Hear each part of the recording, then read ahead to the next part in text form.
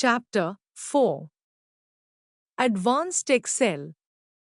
Introduction. Students, you have already learnt the basic skills of Excel in your previous classes.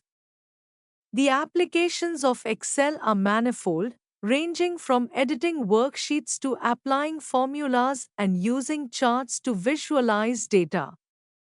In this chapter, you will be introduced to some advanced concept of the Excel, such as pivot tables, pivot charts, data validation, and goal seek. These advanced concepts will elevate your expertise in Excel and augment your problem-solving skills. Creating pivot table. The pivot table is used for summarizing, analyzing, and interpreting large amounts of data quickly and efficiently. The significance of using a pivot table is illustrated in the following scenario. Suppose you are assigned the task of creating a list of newly admitted students of the school and creating a summary of the same. Here, you can use pivot table to complete the task swiftly. Let us follow the given steps to create a pivot table. 1. Enter the data and select it as shown. 2. Select the pivot table from the Tables group of the Insert tab. A Create Pivot Table dialog box will open. Your selected range should already be displayed in the Table Range field. If not, you can manually enter or select the range. 3. Choose where you want the pivot table to be placed. A. New worksheet to places the pivot table in a new worksheet. B. Existing worksheet to place the pivot table in a specific location on the current worksheet. 4. Select New Worksheet to display the pivot table in the new sheet and click on OK. After clicking OK in the Create Pivot Table dialog box, the Pivot Table field list pane will appear on the right side of the Excel window.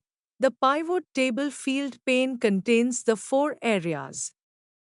You can drag fields from the field list to the 4 areas below. Filters. Drop a field here to use it as a filter.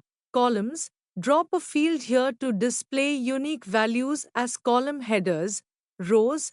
Drop a field here to display unique values as row headers. Values. Drop a field here to summarize data. By default, numerical fields are summed and text fields are counted. 5. Drag the field class to both the rows and values area. 6. Click on a class field in the values area, then select value field settings to change the calculation type, example sum, average, count, and ensure it is set to count.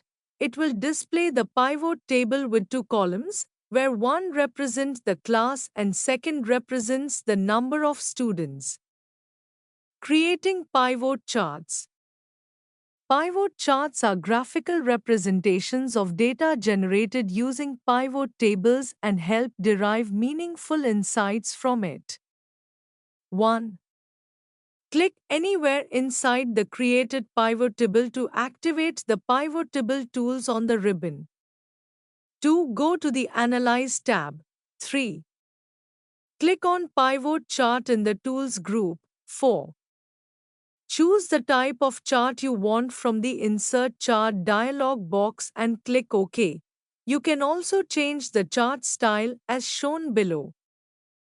Data validation. Imagine a scenario where your teacher has tasked you to creating an Excel sheet to compile a list of students in your class. The columns include student name, class, and section. Each student is responsible for entering their own information.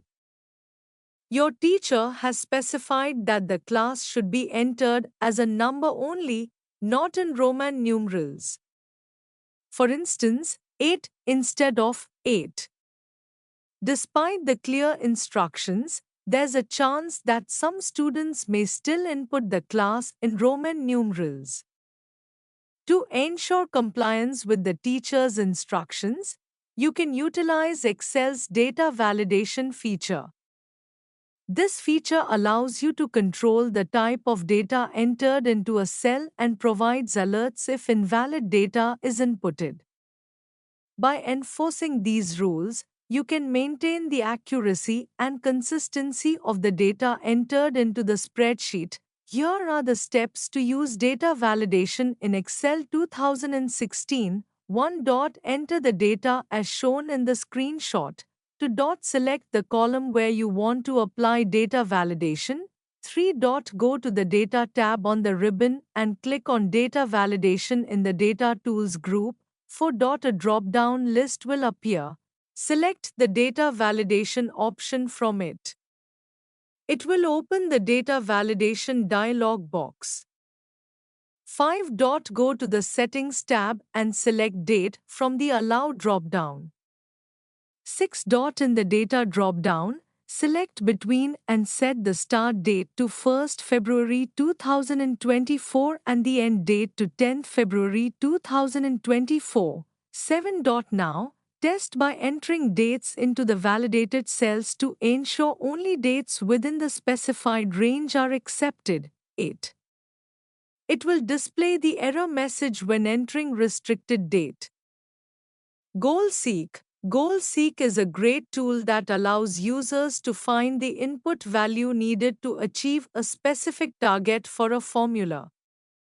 Let us understand the use of the GoalSeek feature using the given example. 1.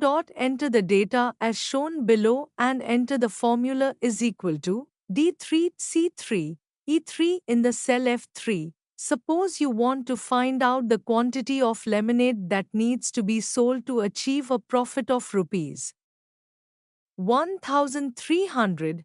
The formula is equal to D3C3 E3 in cell F3 calculates the profit based on the difference between the selling price and the cost price multiplied by the quantity sold. 2. Copy the formula ranges from F3, F7 as shown. 3. Go to the Data tab on the ribbon. In the Forecast group, click on What If Analysis. 4. Select GoalSeek from the drop-down menu. 5. In the GoalSeek dialog box, set up the following times set cell $F$5. This is the cell where the profit is calculated. Times to value 1300 times by changing cell $E$5. This is the cell that contains the quantity sold. 6. Click OK. Excel will automatically adjust the value in cell $E$5 to achieve the target profit of 1,300 rupees.